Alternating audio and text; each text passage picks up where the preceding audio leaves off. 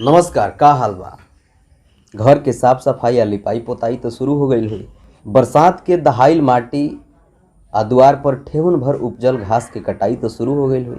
बाहर से आवे के तैयारी, बेग भाड़ाई या टिकट की कटाई तो शुरू हो गई हुई। अगर नहीं के शुरू भइल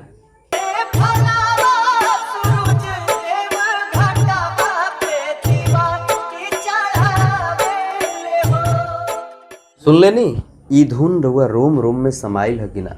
अब मन राउर बेचैन हो गई हुई गाँवे जाए खातिर, गाँवे जाके रोड पे झाड़ू लगावे खातिर और हाथ में कुदाल लेके रोड के किनारा उपजल घास के कटाई करे खातिर। यह तक खूबसूरती हमनी के छठ के। भैया, दिवाली या छठ पूजा के हमरा तरफ से ढेर ढेर बधाई या शुभकामना। हम लोग गायक दीपक आनंद आज हमनी के धरोहर, हमनी के विरासत, हमनी के परंपरा, हमनी के संस्कृति छठ पूजा के लेके हम हाजिर बानी और बतावल चाहतानी, छठ पूजा कहीं आधुनिकता के शिकार मत हो जाओ। छठ पूजा में कहीं कुछ नया एडिशन मत शुरू हो जाओ। बस एक हाथी आइल बानी, हम एक हाथी आइल बानी कि छठ पूजा के लोक पारंपरिक गीत जौन बा ओकरा के कायम रहे दियाओ और छठ पूजा लोक पारंपरिक गीत में कोनो तरह के मिलावट या कोनो तरीका के आधुनिक गीत संगीत से बचा के रखल जाओ।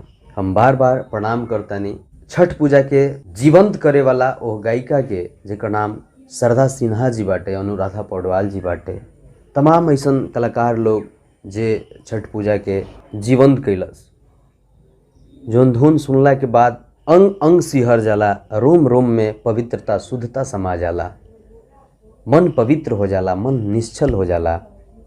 हम चाहतनी कि छठ पूजा में ऐसा कोनो मिलावट, चाहे वो सामग्री होके या फिर छठ पूजा के गीत होके या फिर कोनो भी तरह से छठ पूजा में कोनो मिलावट ना होके, ए पर सभी विशेष ध्यान देव। काहे से कि पारंपरिक तरीका से छठ पूजा ही हमनी के पहचान बाटे और छठ पूजा के मतलब भी पारंपरिक तरीका से पूजा पाठ ही होला। एकर जौन मौलिक विधि बा छठ के, उ कायम रहे के चाही। एमे कोनो हेर फेर, एमे कोनो मिलावट, कोनो तरीका के बदलाव अच्छा ना होई। रुआ लोग इन सब आदमी से हाथ जोड़ के विनती बा कि छठ पूजा में ऐसा कुछ वो मिलावट ना होके चाहिए। और विशेष रूप से नया सिंगर लोग के हमारा तरफ से आग्रह बा और हिदायत भी बाटे।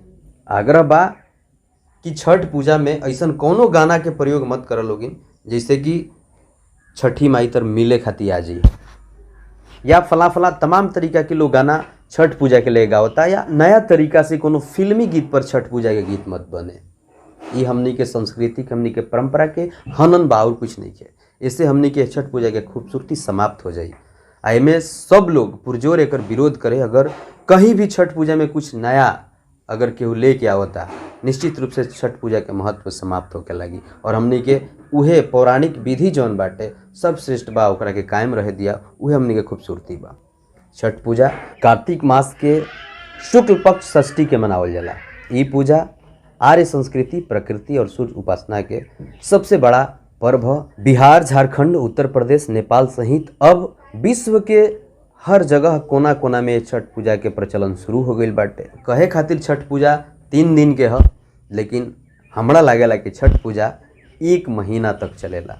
दशहरा के बाद छठ पूजा के तैयारी में सब लोग लाग जाला। सब लोग के मन, जे बाहर बा, जे प्रवासी बा, ओकर मन गाँवे आवे खातिर विचलित होके लागेला। जे गाँव में बाटे उ छठ पूजा के तमाम तैयारी में जुट जाला। साफ सफाई, घर के लिपाई पोताई, हर चीज़ शुद्धता के इतना ख्याल कइल जाला। हमनी के पूजा में पवित्रता के इतना ख्याल रहेला एमे कि छठ पूजा जब नियरा जाला, घर धोआ पोछा जाला, तो जब हमनी चप्पल पहन के घर में जाए लागे निसन, तो सब लोग के माई कहत हुई कि चप्पलवा बहरी निकाल दिया ना तो गोर तोड़ देम। छत पे गेहूं पसारल बा, चूल्हा पड़ाइल बा, केहू जाई मत छत पर और जूठे हाथे कौनो सामान नहीं के छुए के। छठी माई के नाम से लगभग सब लोग डरत हुई। काफ़ी रेस्पेक्ट, काफ़ी आदर ये पर्व के लेके हमनी के होला। डर भी काफ़ी ज़्यादा मात्रा में होला। छठ पूजा के कौनो सामान रुआ अशुद्ध रूप में नहीं छू सकत। बिना पवित्रता के रुआ छठ पूजा के कौनो सामान नहीं छू सकत। अगर बात करी हम छठ पूजा के शक्ति के बारे में, तो प्रेम, आस्था और विश्वास से उत्पन्न एगो ऐसन अलौकिक शक्ति जौना के माध्यम से व्रती लोग 3-3 दिन तक उपवास रह जाला, लेकिन कबो मुँह मुरझाइल ना दिखेला। उपवास रहते हुए लगातार घर के साफ सफाई और पूजा के दिन तक सारा सामान के तैयारी करेला लोग। ओकरा बावजूद भी चेहरा पे ताजगी और ऊर्जा हमेशा देखे के मिलेला। छठ पूजा सामाजिक समानता और समरसता के सबसे बड़ा उदाहरण छठ पूजा से बढ़ कुछ ना हो सकेला। काहे कि करोड़ रुपया कमाए वाला व्यक्ति जब छठ पूजा में अपना गाँवे आवेला तो कांध पे कुदाल और हाथ में झाड़ू लेके ऐसे भीड़ जाला जिसे लागेला कि जीवन के असली मकसद शायद आज होकर पूरा होके वाला बा। जाति कौनो होके घाट पे सब लोग इंसान होला। अगर पवित्रता के बात करी हम तब पवित्रता के छटा ऐसा छटेला छठ पूजा में कि चारों तरफ पवित्रता ही पवित्रता फैल जाला। प्रकृति से लेके इंसान के प्रवृत्ति आ शरीर के रोम रोम तक पवित्रता ही पवित्रता उतर जाला। कान से सिर्फ पवित्रता सुनाई देला, मुख से सिर्फ पवित्र बात ही निकले लागेला, नाक में सिर्फ पवित्रता के सुगंध आवे लागेला। आहार पवित्र, व्यवहार पवित्र, संस्कार पवित्र, यानी सब कुछ पवित्र हो जाला। ऐसन माने कि हमनी के समाज और परम शक्ति के अधीन हो जाला। यानी ऐसन लागेला कि सब कुछ स्वतः हो रहल बा। अपना चित और अपना चेतना में केहू जानबूझ के बदलाव ना लावेला, बल्कि छठ के माहौल में सब कुछ स्वयं बदल जाला। सबके मन, सबके विचार, सब कुछ स्वयं पवित्र हो जाला। जब व्रती लोग छठ संपूर्ण करला जौना बेरा पारन के खाना बनेला। पारन के खाना खा के सब लोग वाह जरूर कहत होई, चाहे पारन के दिन के सब्जी होखे, चाहे चावल होखे, चाहे दाल होखे, खा के सब लोग तृप्त हो जाला। ऐसा लागेला जैसे अन्नपूर्णा अपना खुद हाथ से वो भोजन के बनौले होकस।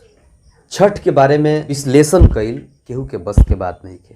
छठ विश्लेषण के विषय हईले ना है।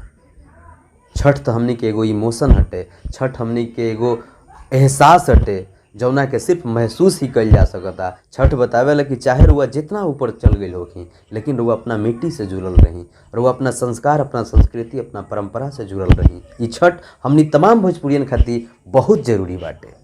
ई छठ जरूरी बाटे हमनी भोजपुरियन के पहचान बतावे खातिर। ई छठ जरूरी बाटे विलुप्त हो रहल फल कंद मूल के महत्व बतावे खातिर। ई छठ जरूरी बाटे प्रकृति के संरक्षण खातिर। ई छठ जरूरी बाटे आपसी भाईचारा आ समानता खातिर।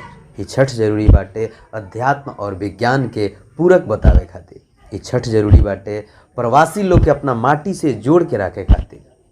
ई छठ जरूरी बाटे अपना मिट्टी के महत्व बतावे खातिर। रउआ सबन से निहोरा बा कि जे भी बाहर बाटे अगर मौका मिले तो गाँवे आके छठ मनाई, या फिर जहाँ बानी वही जी छठ के माहौल क्रिएट करी, एक दूसरे से प्यार बाटी, मिलजुल के रही। बस ये हमार कामना बाटे। एक बार फिर से सब लोग के जय छठी मैया, हैप्पी दिवाली, हैप्पी छठ पूजा। आप देख रहे हैं द पब्लिक तक, आवाम की